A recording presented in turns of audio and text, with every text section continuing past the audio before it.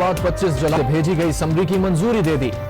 मुल्क भर में कौमी और सूबाई असम्बली के लिए इलेक्शन एक ही दिन होंगे।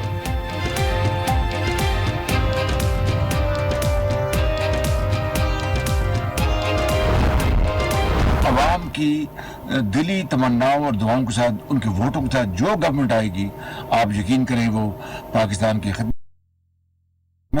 उनको मोहताजी नहीं होगी कि मैं उसके वोट लूं। अगर एक मैन में किसी तरीके से अगर हंग पार्लियामेंट किसी तरीके से भी आती है तो वो पाकिस्तान के लिए, निज़ाम के लिए, जमहूरियत के लिए वो नेक शुगुन नहीं होगी। नई पार्लियामेंट में किसी जमात को अक्सरियत हासिल ना हुई तो यह मुल्क के लिए नेक शुगून नहीं होगा। वजीर आला पंजाब शहबाज शरीफ ने खबरदार कर दिया। आज न्यूज के प्रोग्राम जीफ और गरीदा में वोट के साथ काम को भी इज्जत देने की अपील। कहते हैं वो चाल चलने पर यकीन नहीं रखते। इलेक्शन में सारी सियासी जमातों को हिस्सा लेने का शफाफ मौका मिलना चाहिए।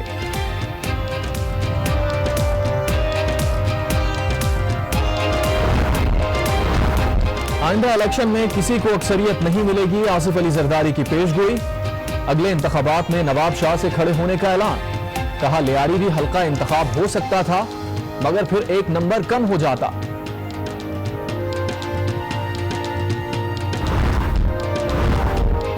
अहमकों की जन्नत में रहते हैं। पाकिस्तान में इस वक्त इंशाल्लाह पीटीआई एक लैंडस्लाइड इलेक्शन ही है। हम इंशाल्लाह सबसे बड़ी पार्टी की हैसियत से हुकूमत बनाएंगे। इमरान खान इंशाल्लाह पाकिस्तान का वज़ीर आज़म का हलफ लेंगे और बगैर किसी हम कोलिशन के लेंगे। मौलिफ का रद्द अमल। कहते हैं आम इंतखाबात में पीटीआई अक्सरियत हासिल करके हुकूमत बनाएगी।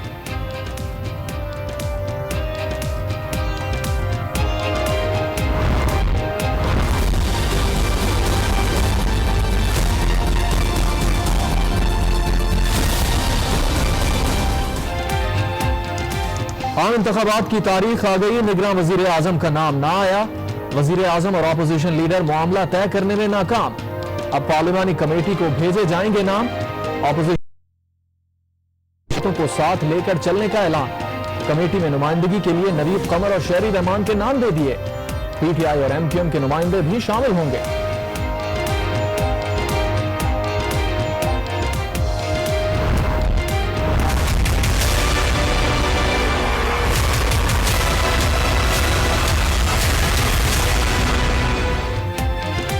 खैबर पख्तूनख्वा में निगरान वजीर आला के नाम पर हुकूमत और अपोजिशन मुत्तफिक। पीटीआई में फूट पड़ गई। पार्टी रहनुमाओं की मंजूर आफरीदी के इंतखाब की मुखालफत। मामले से इमरान खान को आगाह कर दिया।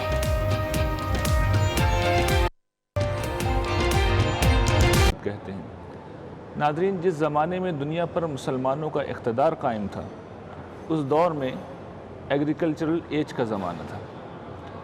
मगरिब के गलबे के दौर में दुनिया इंडस्ट्रियल एज में दाखिल हुई और फिर इंफॉर्मेशन एज में दाखिल हो चुकी है। नया तमद्दुन, नई तहजीब, नई रिवायात वजूद में आ चुकी हैं। सवाल ये है कि हम अहले इस्लाम अगर दुनिया पर दोबारा गलबा हासिल करते हैं, और इस सफ़र में हमारी रहनुमाई फरमाएंगे मुमताज़ रिसर्च स्कॉलर जनाब जावेद अहमद गामी साहब। जावेद साहब आपको खुशामदीद कहते हैं। जावेद साहब, दौर जदीद में लोगों के ख़यालात में, अफ़कार में, रवैयों में, आदात में बड़ी तब्दीलियाँ आई हैं। इसमें जो एक बड़ी अहम तब्दीली है वो सज़ाओं के बारे में लोगों का नुक़्ता नज़र है। ख़ास तौर पर सज़ाए मौत के ख़िलाफ़ दुनिया में एक फ़ज़ा पाई जाती है। हमारे यहाँ बाज़ हल्के ये कहते हैं कि इस्लामी सज़ाए वहशियाने हैं, उनका इशारा हाथ काटने की सज़ा की तरफ होता है या संसारी की सज़ा की तरफ होता है। तो मैं ये जानना चाहता हूँ इस हवाले से दीन का नुक़्ता नज़र क्या है कि दीन इस जदीद दौर में भी उन सज़ाओं को इम्प्लीमेंट करने के बारे में सख्त रवैया रखता है। देखिए, दौर जदीद हो या कदीम, असल चीज़ ये है कि जो बात आप कह रहे हैं, जो फ़िक्र आप पेश कर रहे हैं, जो नुक्ता नज़र आप बयान कर रहे हैं, उसकी बुनियाद क्या है। यानी उसकी बुनियाद इल्म अक़ल में होनी चाहिए। इंसान का ये काम नहीं है कि वो जज्बात की राह में बह जाए, एक इंतहा से दूसरी इंतहा की तरफ लुढ़क जाए। उसको देखना चाहिए, तज्ज़िया करके देखना चाहिए कि जो आरा वो कायम कर रहा है वो किस बुनियाद पर कायम की जा रही है। आप कह सकते हैं कि दौर जदीद के तमद्दुन ने इंसान के लिए बात, ये सारी बातें आप कह सकते हैं, और उनकी बुनियाद पर अगर आप कोई बात कह रहे हो तो उसमें एक वज़न होगा। इसी तरीके से अगर कोई नई चीज़ दरियाफ़्त हो गई है, कायनात का कोई नया राज मुनकशिफ हो गया है, और आप कहते हैं कि इसमें इस्तदलाल की बुनियादें बदल गई हैं, तो उस पर भी ज़रूर गौर करना चाहिए। लेकिन ये जिस चीज़ की तरफ आपने इशारा किया है, इसकी बुनियाद क्या है। ये देखिए, बात यह है कि इंसान से जुर्म का इर्तिकाब होता है। ये तो हम जानते हैं कि जब तक इंसान से किसी जुर्म का इर्तिकाब नहीं होता उस वक्त तक उसकी जान, उसके माल और उसकी आबरू को हुर्मत हासिल है। हमारे दीन में इस हुर्मत को मजहबी अहकाम का हिस्सा बना दिया गया। आप भी इससे वाकिफ़ हैं, मैं भी इससे वाकिफ़ हूँ। जिस शख्स ने थोड़ा बहुत भी दीन का मुताला किया वो इस बात से वाकिफ़ है। यानी कुरान मजीद इंसानी जान की हुर्मत को आखिरी दर्जे में कायम करता है। रिसालत मआब सल्लल्लाहु अलैहि वसल्लम ने तो अपने लाफानी अल्फाज में इसको अपने आखिरी खुतबे में बयान किया है। तो इंसान की जान, माल, आबरू की हुर्मत आम हालात में तो पूरी शान के साथ कायम है। वो किसी जुर्म का इर्तिकाब कर देता है, जुर्म का इर्तिकाब करता है तो अब उसको सज़ा देनी है। एक आदमी ने किसी को कत्ल कर दिया है, उसने एक बड़े जुर्म का इर्तिकाब कर दिया। एक शख्स आमादा फसाद है, उसने एक बड़े जुर्म का इर्तिकाब कर दिया है। सोसाइटी के अंदर न्यूसेंस पैदा कर रहा है, लोगों की जान, माल, आबरू के लिए ख़तरा बन गया है।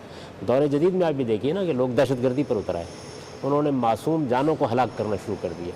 वो अपने मकासद को हासिल करने के लिए मज़हब के नाम पर लोगों को मारने लगे। तो जराइम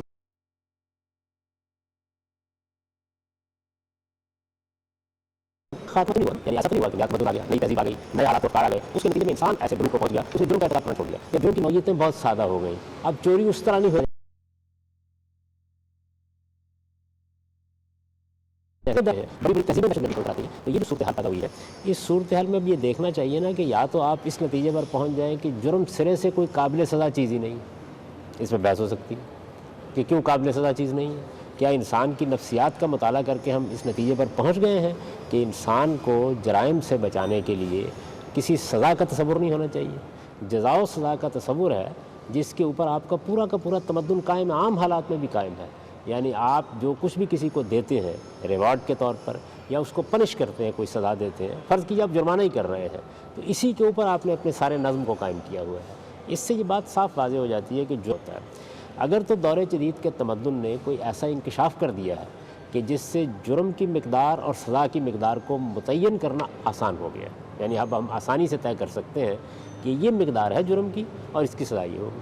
मिसाल के तौर पर अगर मैं आप बहस करने पर उतर आएँ और मैं ये कहूँ कि चोरी की सज़ा तो असल में 10 साल कैद होनी चाहिए और आप ये कहें कि नहीं 5 साल कैद होनी चाहिए, तो मुझे ये बताइए कि इल्म में, अकल में क्या चीज़ है तो फैसला कौन होगा? ऐसा मैं चाहता हूँ कि मुतय्यन मिसाल से अपना मुद्दा वाज़ेह करूँ। देखिए, दौर जदीद में जदीद अफकार ये कहते हैं कि मुजरिम काबिल इस्लाह है, उसका हाथ काटने के बजाय उसे कंफर्टेबल माहौल में रखा जाए जेल के, जैसे कि हम स्कैंडिनेवियन ममालिक में देखते हैं।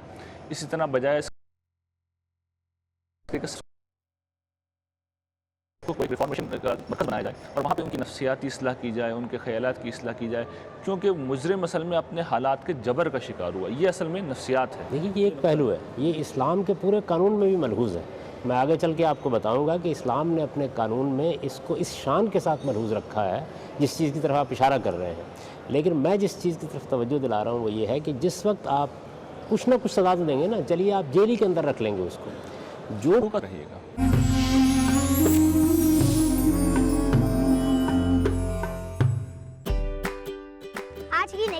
दोस्त की साइकिल ठीक करना, और ये करने में अगर दाग लग जाए तो सर्फ एक्सेल दे 100% सफाई ज्यादा तेज। सेब्रोसो लाया पाकिस्तान में पहली बार चिकन पकौड़ा, जिसमें है घर के पकौड़ों जैसा रिवायती जायका। अमेजिंग। क्या बात है, खुद बनाया है? अब हर इफ्तार होगी मजेदार। Ramzan delights from Sabroso, the chicken specialist.